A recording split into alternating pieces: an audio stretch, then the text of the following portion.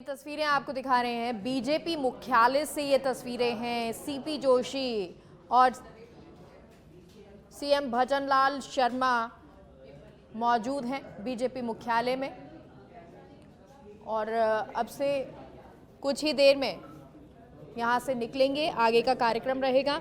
लेकिन क्योंकि आज बीजेपी की कोर कमेटी की बैठक थी, लोकसभा चुनाव को लेकर मिशन 25 को लेकर ये बैठक, और ये मिशन 25 यानी 24 में कैसे 25 सीटों को जीतना है, इन तमाम चीज़ों को लेकर ये बैठक थी, कोर कमेटी की बैठक। कोर कमेटी ने आज चाहे वो क्लस्टर हो, चाहे फिर वो बूथ स्तर हो, तमाम जगह पर कैसे कार्यकर्ताओं को पहुंचना है और एक और रणनीति की कैसे, चाहे दलित हो उनके बीच में किन मुद्दों को उठाना है और दूसरे वर्गों के बीच में किन मुद्दों को लेकर जाना है। जो कार्यकर्ता है, पन्ना प्रमुख हो, उनको कितने घरों की जिम्मेदारी, कितने कितने लोगों की जिम्मेदारी दी गई है, कार्यकर्ताओं को कैसे किन टारगेट के साथ में सेट करना है, किस किस क्षेत्र में बीजेपी अगर खुद को कमज़ोर देखती है तो वहाँ पर मजबूत खुद को करना है। चाहे वो आप शेखावटी इलाके की बात कर लें, पूर्वी राजस्थान, क्योंकि पूर्वी राजस्थान का सबसे प्रमुख जो मुद्दा था वो मुद्दा ईआरसीपी का मुद्दा रहा। और सहयोगी लाल सिंह हमारे साथ इस खबर पर जुड़ गए। लाल सिंह, बीजेपी मुख्यालय की तस्वीरें देख पा रहे हैं, सीएम और प्रदेश अध्यक्ष सीपी जोशी दोनों मौजूद हैं। जरा तस्वीरों के बारे में बताएं, आगे का क्या कार्यक्रम? देखिए, बिल्कुल मेगा आज कोर कमेटी की अहम मीटिंग हुई है, उससे ये बाहर निकलने की तस्वीरें हैं, क्योंकि दोनों नेताओं की कोर कमेटी होने के बावजूद सीएम भजनलाल शर्मा, गजेंद्र सिंह और सीपी जोशी, अर्जुन राम मेघवाल ये बाद में बैठे हैं। बाकी नेता पहले निकल रहे थे, कुछ और विषयों पर नेताओं के बीच मंत्रणा हुई है। और अब चूंकि सभी नेता एक एक निकल रहे हैं, भजनलाल शर्मा और सीपी जोशी बाहर निकले थे, लेकिन फिलहाल कुछ कार्यकर्ताओं के आग्रह पर शायद कोई विषयों पर बात करिए तो वापस वो अंदर चले गए हैं। आज चूंकि जो पूरा जो टारगेट सामने वो यही था कि कैसे लोकसभा का रण है उसको फतेह किया जाए, कैसे जो 25 का टारगेट तय किया है, हेक्टर लगाने का जो तय किया उसको कैसे फतेह किया जाए। तो इसके लिए बड़ी विस्तृत कार्य योजना तैयार की है। राजस्थान के संदर्भ में मरदरा के गढ़ को फतेह करने के लिए पार्टी ने सबसे बड़ा फोकस किया है बूथ पर। बूथ मैनेजमेंट को एक बार फिर पार्टी फोकस में रख रही है। एक बार उसी रणनीति पर पार्टी काम कर रही है जो कहती है कि बूथ जीता तो चुनाव जीता। लिहाजा बूथ को मजबूत करने के लिए में ये तय किया कि अब हर बूथ पर 24 कार्य होंगे, यानी कि 24 प्रकार के अलग अलग कार्यक्रम किए जाएंगे बूथवार, और यह हर बूथ पर एक कार्यक्रम आयोजित किए जाएंगे। इसके अलग अलग कार्यकर्ताओं को, पदाधिकारियों को जिम्मेदारी दी जाएगी, अलग अलग समय तय किया जाएगा, नियत समय तय। कुछ कार्यक्रम एक साथ सभी बूथों पर आयोजित किए जाएंगे, कुछ कार्यक्रम अलग अलग तिथियों पर आयोजित किए जाएंगे। ऐसे में 24 प्रकार के अलग अलग कार्यक्रम, जिनका मकसद अलग अलग अन्य वर्गों को जोड़ना, बुद्धिजीवियों को जोड़ना, ऐसे लोगों को संपर्क करना जिनका एक अलग प्रभाव मतदाताओं के बीच होता है। कुछ ऐसे वर्ग आते हैं जिनका अलग असर होता है मेगा, उनके अलग से सम्मेलन आयोजित किए जाएंगे।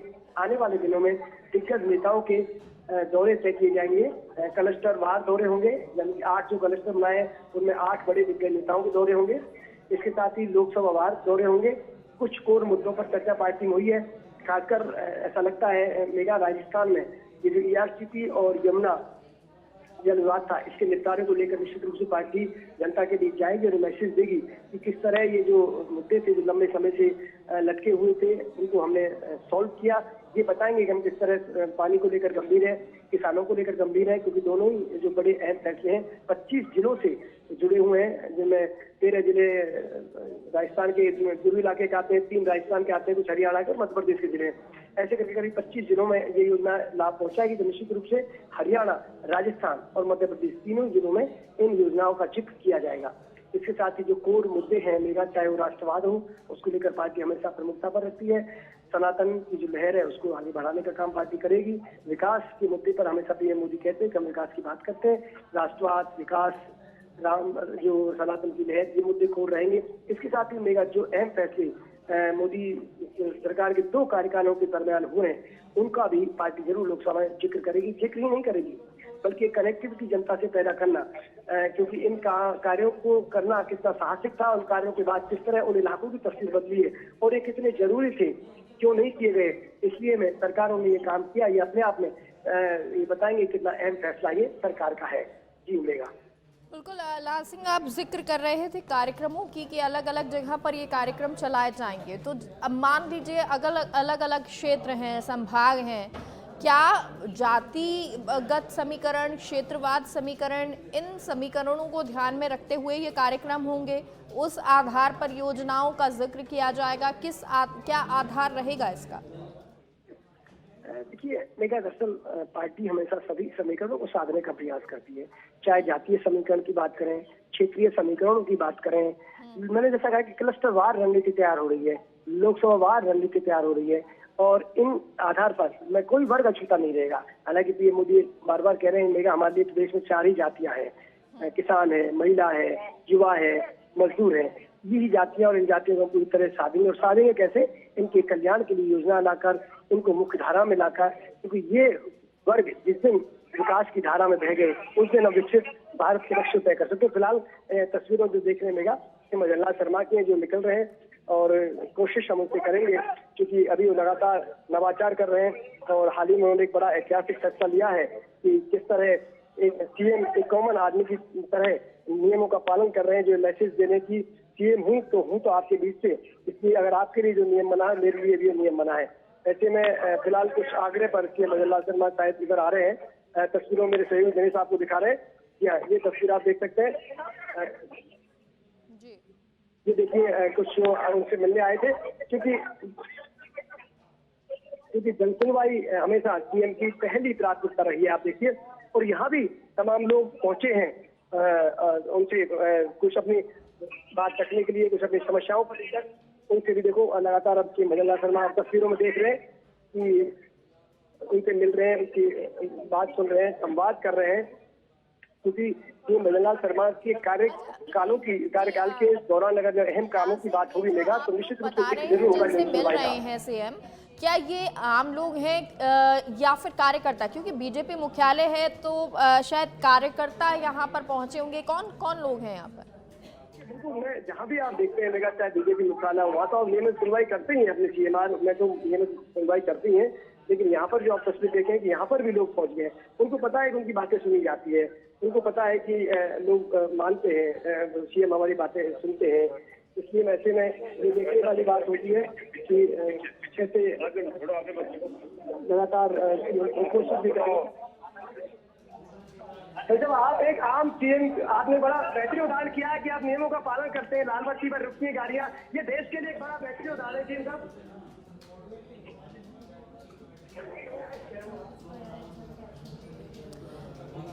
जी, हालांकि जवाब नहीं दिया है, मुस्कुरा के ज़रूर चले गए हैं, लेकिन जो नवाचार किया है उस नवाचार का जिक्र हर जगह हो रहा है। और आज ये बीजेपी मुख्यालय की तस्वीरें भी देखिए, जहां पर सीएम निकले तो कार्यकर्ताओं का हुजूम है, कई लोग यहां पर पहुंचे हुए हैं। यूँ तो जन सुनवाई सीएम अलग अलग जगहों पर, चाहे जहां वो इस वक्त मौजूद हैं, रह रहे हैं, वहां पर हो, या फिर कई और लोग अगर मिल जाते हैं तो वहां पर वो बातचीत उनसे ज़रूर करते हैं।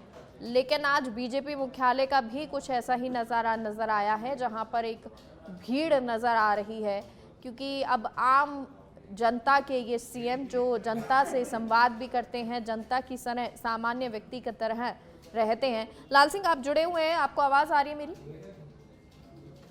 मुझे मिल रही है जी। बिल्कुल। अब लाल सिंह जरा बताएं, अभी सीएम यहाँ से रवाना हो रहे हैं, कहाँ वो जाएंगे? और ये हुजूम क्या पहले भी कभी बीजेपी मुख्यालय में सीएम के रहते हुए ऐसे नजर आए हैं? बिल्कुल ऐसा कम ही होता है जब कोई सीएम खुद पैदल निकल जाए आग्रह को देखते हुए।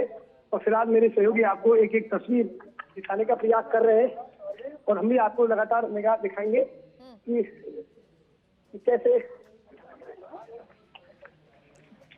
लगातार आगे, क्योंकि पैदल लोग रहेगा, थोड़ा सा डिस्टर्बेंस हुआ है बातों में, क्योंकि वो सीधे पैदल जा रहे हैं। और ऐसे में हम पूरा ये कोशिश करेंगे कि पूरा कवरेज हम अपने दर्शकों को दिखाएं। अच्छा, यही मैं लाल सिंह पूछना चाह रही थी, अगला सवाल यही था कि गाड़ियां तो यहाँ पे मौजूद थी, उनका जो काफिला था वो तैयार था, गाड़ियां तैयार थी, लेकिन सीएम पैदल यहाँ से निकल रहे हैं। कोई खास वजह कि जो लोग मौजूद थे उनसे मिलना था, क्या वजह रही है? हाँ बिल्कुल मेरा देखो मैं तस्वीर आपको दिखाई देता हूँ। मृणाल शर्मा पार्टी कार्यालय में पैदल ही आगे निकल रहे हैं, आगे बढ़ रहे हैं धीरे धीरे। उनकी गाड़ियों का जो काफिला है वो पीछे आ रहा है, क्योंकि लोग जैसे ही पता लगा कि सीएम यहाँ आए हैं पार्टी मुख्यालय पे, तो तमाम लोग यहाँ पहले पहुंच गए अपनी कुछ समस्याओं को लेकर, उनसे मिलने को लेकर।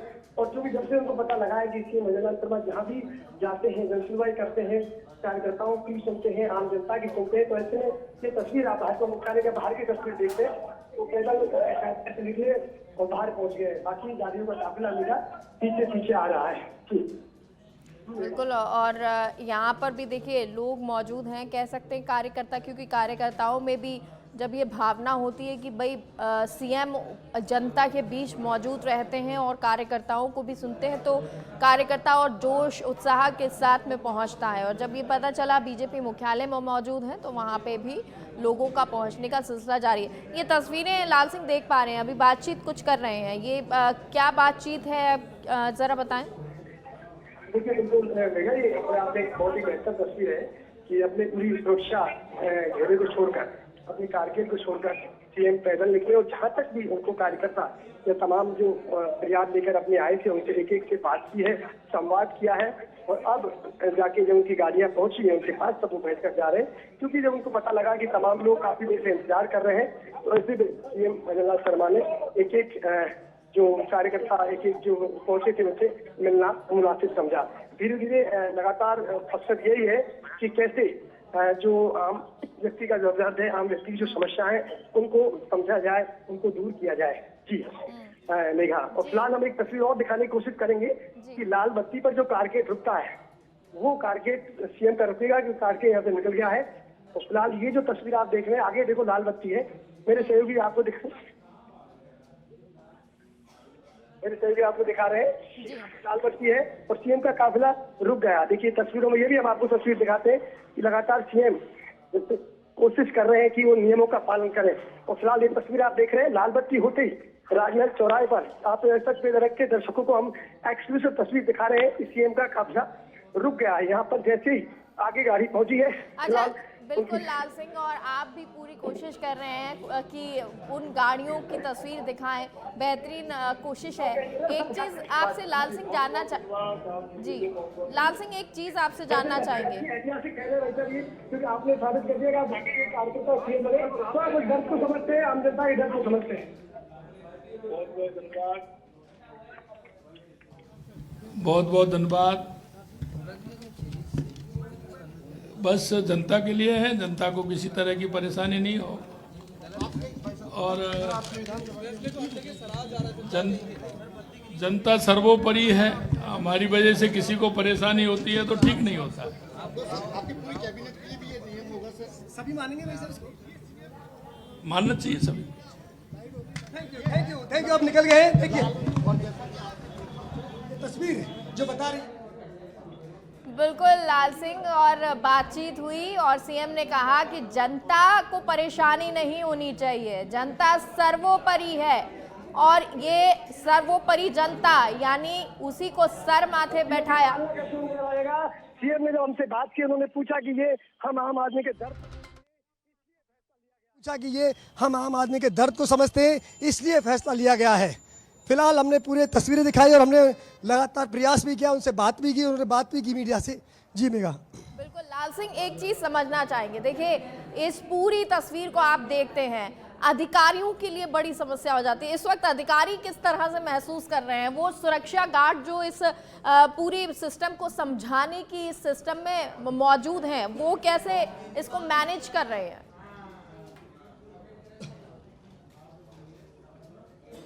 देखिए बिल्कुल आप मेघा, सबसे बड़ी बात है वीआईपी कल्चर का सिस्टम किसको राहत देता है?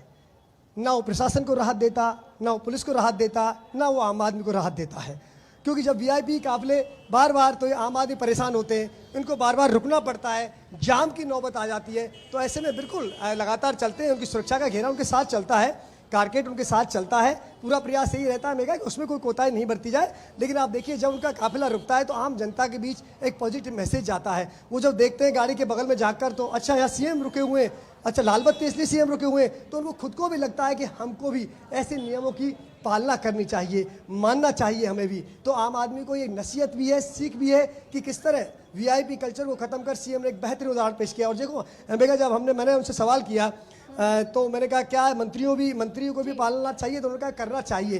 तो ये कहना ही पर्याप्त है। यानी कि आने वाले दिनों में आप देखेंगे जब सीएम खुद पालन कर रहे हैं लाल बत्ती का, तो मंत्री भी पालन करेंगे और एक बेहतर तस्वीर राजस्थान की जा सकती है। जो वीआईपी कल्चर से आम आदमी को परेशानी का सामना करना पड़ता है, लंबे लंबे जाम लग जाते हैं, कई बार मरीज फंस जाते हैं, कई बार दफ्तर में जाने वाले कर्मचारी फंस जाते हैं, स्टूडेंट एग्जाम देने में देरी हो जाती है, उन सबसे निजात मिलेगी। जी मेगा। अच्छा लाल सिंह, एक चीज जानना चाहेंगे, आपने मंत्रियों का जिक्र किया, जरा दर्शकों की जानकारी के लिए थोड़ा सा दुरुस्त कर दीजिए कि जो ये काफिले होते हैं, जैसे सीएम के लिए, पीएम के लिए ट्रैफिक को रोका जाता है, इसके अलावा क्या मंत्रियों के लिए भी रोका जाता है? देखिए कई बार जब जिलों में जाते हैं मेघा, हालांकि राजधानी में नहीं होता, लेकिन जब जिलों में मंत्री दौरे पर जाते हैं तो अक्सर व्यवस्था के नाते कई बार वहाँ भी ट्रैफिक को रोक दिया जाता है। कई बार वो लाल बत्ती उनके लिए नहीं होती है, यानी कि पहले लाल बत्ती फ्री कर दी जाती है उनके काफिले के लिए।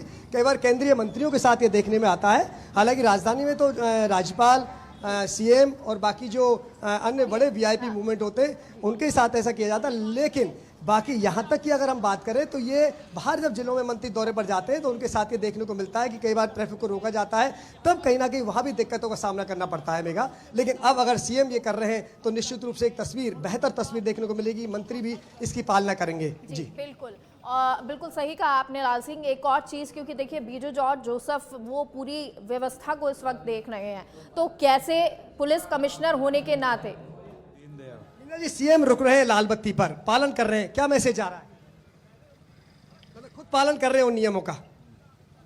नहीं, पालन करना चाहिए, सिस्टम सभी के लिए बराबर है। बिल्कुल अच्छा मैसेज आ रहा है। मेरे साथ एक ट्रैफिक के जवान है, राजवीर सिंह जी है, ट्रैफिक के जवान है, लाल बत्ती रुकी हुई है। सर एक अच्छी तस्वीर आई है, अब सीएम भजन लाल शर्मा खुद ट्रैफिक का पालन करते हैं, कितना बड़ा मैसेज इसका जा रहा है?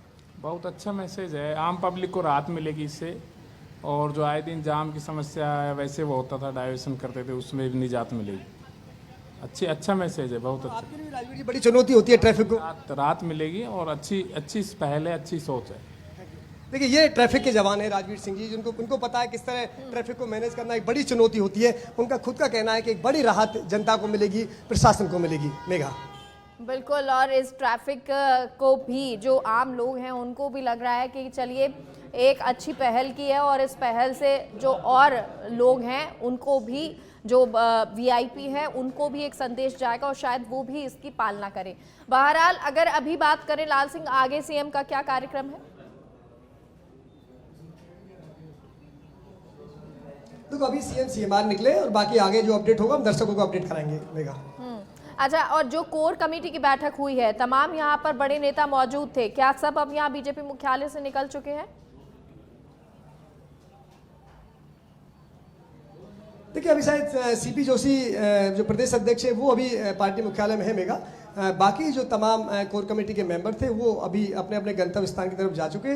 उससे पहले सीएम भजन लाल शर्मा से पहले हमारी केंद्रीय मंत्री गजेंद्र सिंह शेखावत से बात हुई थी। उन्होंने जिक्र किया था ईआरसीपी का और हरियाणा यमुना जल विवाद को लेकर किस तरह लंबित योजनाएं थी जो वर्षों तक इंतजार कर रहा था किसान, करीब 25 जिलों को प्रभावित करेंगी योजनाएं। तो ये एक बड़ा ऐतिहासिक काम हुआ है। तो ये हम कह सकते हैं कहीं ना कहीं लोकसभा के चुनावों में दोनों मुद्दों को भारतीय जनता पार्टी ले जाएगी अपने साथ। तो ऐसे में अभी जहाँ तक आपने कहा कि केवल पीसी जो अध्यक्ष हैं सीपी जोशी वो पार्टी मुख्यालय रुके, उनसे भी हम प्रयास करेंगे बात करने का। मेगा चलिए ठीक है, आप प्रयास कीजिए। बहुत बहुत शुक्रिया फिलहाल के लिए, जानकारी के लिए लाल सिंह।